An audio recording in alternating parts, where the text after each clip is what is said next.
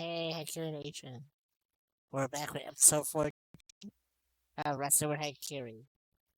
A lot's going on in wrestling this week, but it's some weird shit. A whole lot of weird shit going down.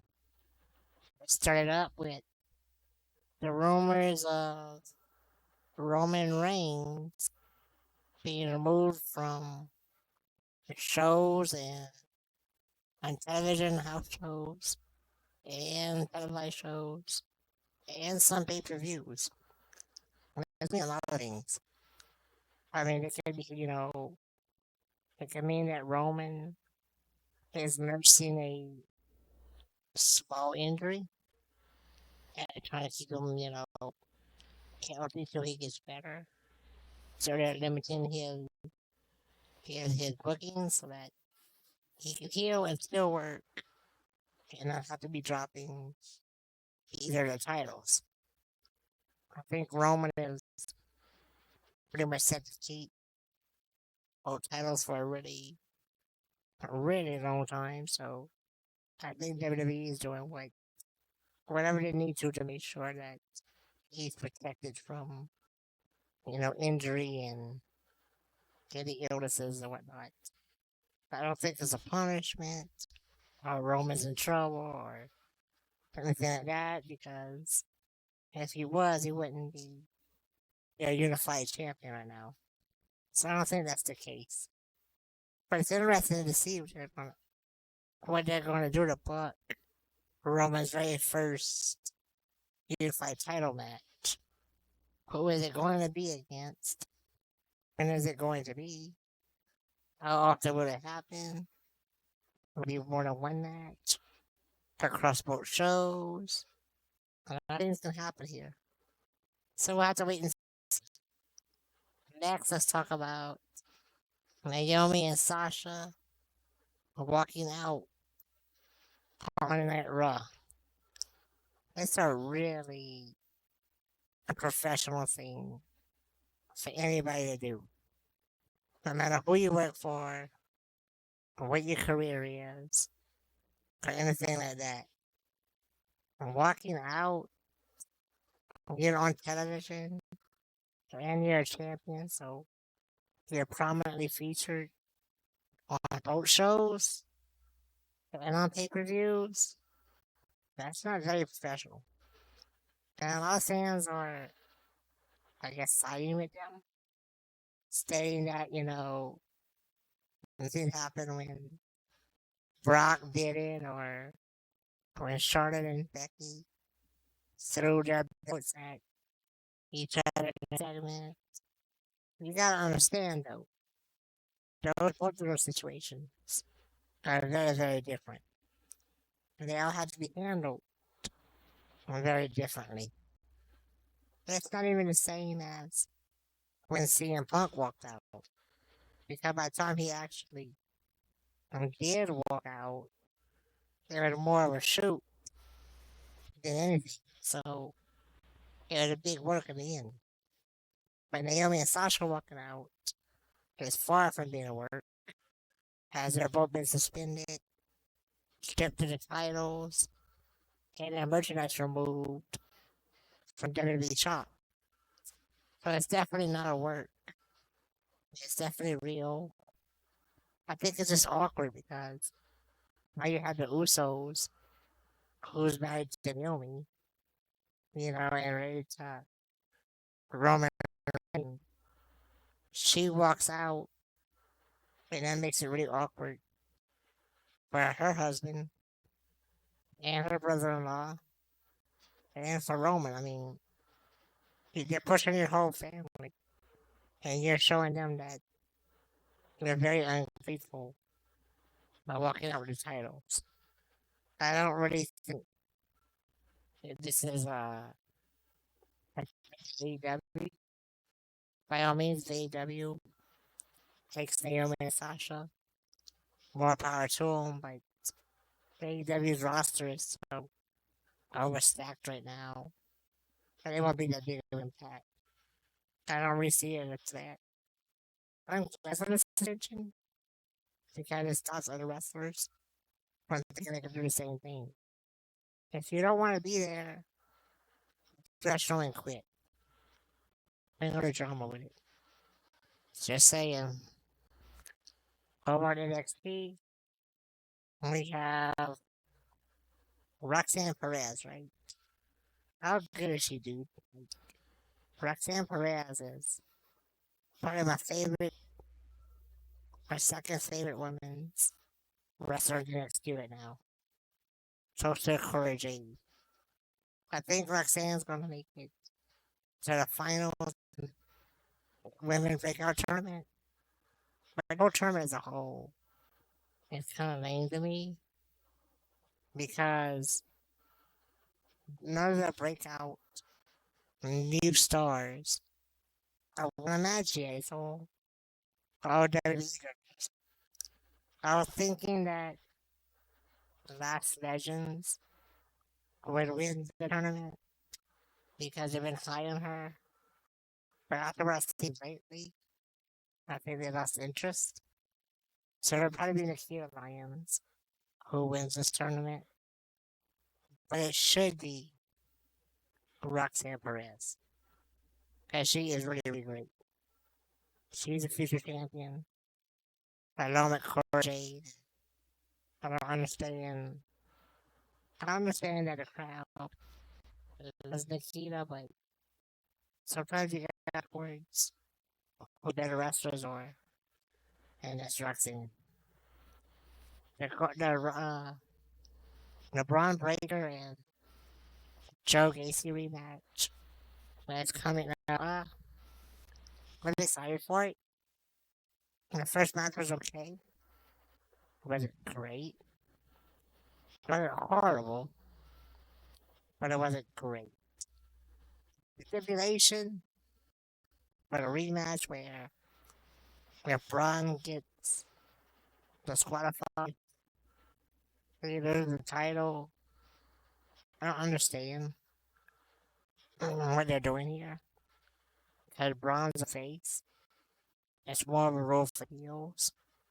So they're gonna have Casey try to push Braun to be disqualified.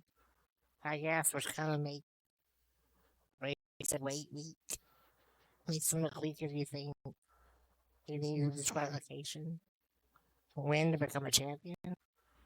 I hope the end of the day said that he would help us be more involved this time. I look forward to seeing that. And hopefully a longer match. But hopefully like AC win. But it's very unlikely, I think. I think Braun Breaker is probably the winner here. Moving on, we have Wesley versus Nathan Frazier, which is easily the match of the week. Wesley and Nathan Frazier put on one of the best catch cruiserweight matches that I've ever seen in wrestling. It's really soft for interference by Von Wagner, but when he tossed West over the top rope onto the table, that was pretty impressive. I do have to say, but I would have rated, I would have rather that wait on the interference until the match was over because Nathan Frazier and West were putting on a 5-star actually performance. Or as AEW likes to say lately, a 6-star match. If there was no interference, this would have been a 6-star match. But unfortunately, we have this, but Wes Walker and Nathan Frazier have a bright career ahead as they keep performing at their on AEW. We have the upcoming title match between Hangman Page and CM Punk. I really feel like AEW needs CM Punk to become champion right now. In fact, yesterday, Hangman Page, I've been saying he's not a good champion. And if you watch his match that he got this week, it's even more apparent that he's not a champion. I don't know if they're trying to do a heel turn. I don't really care. I really hope CM Punk wins.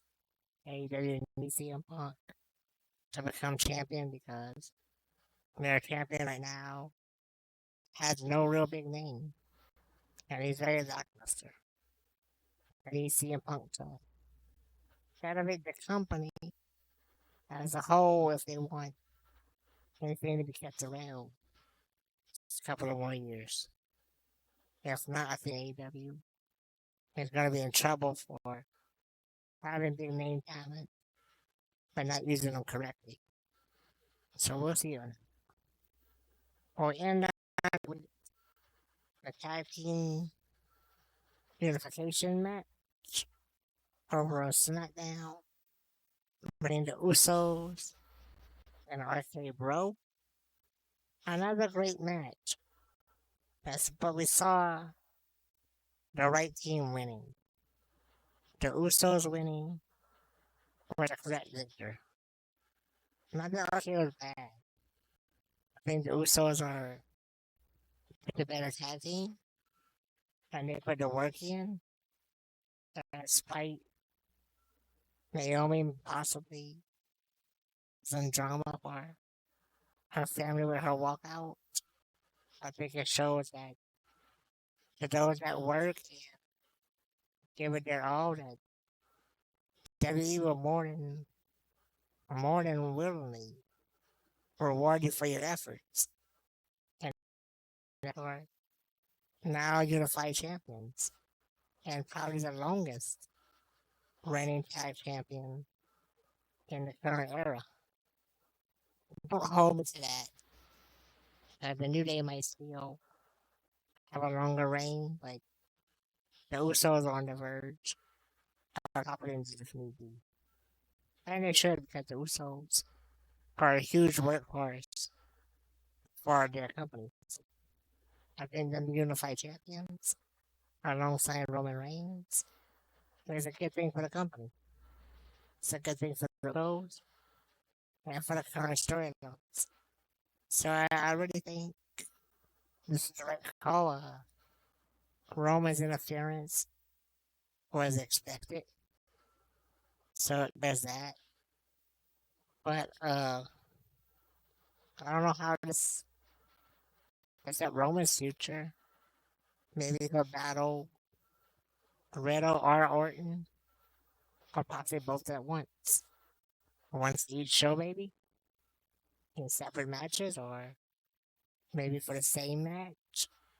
And then the victor would then achieve the championship for whatever brand they're located on. Some interesting ideas. We'll see what WWE does. And I look forward to it. I really look forward to seeing how titles progress, the Naomi situation progresses, and what's going to do with it. I want to see what all this does with the current and future talent of the company. But again, everybody, thank you all for watching. I do appreciate it. I'll be back next week with more wrestling action and more wrestling talk. So please tune in, and if you enjoyed it, please subscribe to my YouTube or check me out live on Twitch. Thank you so much for watching.